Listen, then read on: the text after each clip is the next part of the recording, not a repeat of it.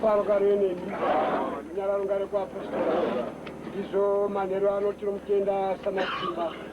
Yemwe ya mchene unotichengeta tose bakuru vadoko. Tese vapostora takapuwe mugarire wedu kutaukana nehama dzedu nemadzinza. Uyu mugarire wedu akatipa mweya mutsvene unorakidze kwetinoenda Farogareni. Saka tiri kune murume mumwe nemumwe pachake iye aone kuti uri kukwanisa here kuzogare kunyika itsva, nekuti kunyika itsva kunogare vane mwoyo umwe, vane kufunga kumwe nekudanana nevamwe, vasikatsvaki zvakawanda pakugara kwavo Farogareni. Isira mazwi mazhinji kusuva mberi penyu vatsvene manheru ano.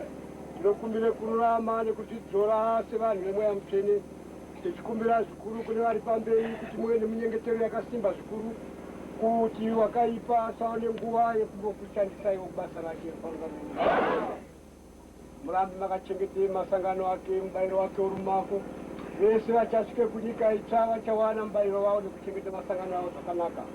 Tichikumbira vana vadoko apo munokura kuti mwakaberekwa kamwe sevapostora, rambai nakumakanangise mberi kuna tenzi Jesu muchagare kunyika yake yakanaka Farogareni.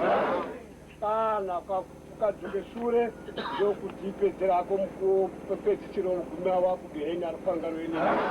Tinokumbire kunyarara apo tasvika tikagare nguva yakareba tichizwe kunyarara kubve kune vakuru kusvika kuvadoko, kuemba nekumorosana zvakanaka ndio mugarire wedu wekunyika itsva kwetinoenda Farogareni.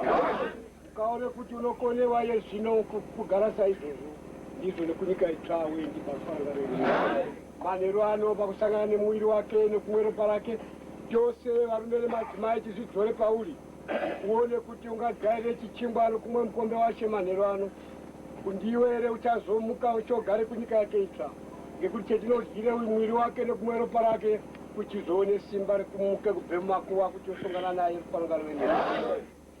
Saka zvakune umwe nemumwe manheru ano kuti atinangise kuti wakakodzera. Kana zvisina kudaro tine nguva yakanaka yekuti ungambonoreurira, ngekuti ukarya wakadaro ucharya nekumwa uchirashika nemwiri wako wese Farogareni. Tinosiye kune mwi kuti tizwe kunaka nekutapira mukuzwa kwedu tikarumba gweru Farogareni. Tisaite sedzimwe nzvimbo tinokangana kuti tiri kufamba Farogareni. Tinofamba zvetiri kuita, tiri kufamba. Ukakangana kuti tiri kufamba uchakanganisa zuva rekusimuka uchibva wasara chaizvozvo Farogareni. Ndinosiya mazwi kunemi mwese vatsvene Farogareni.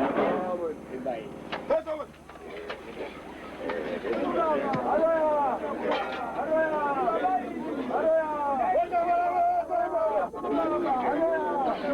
Hallelujah!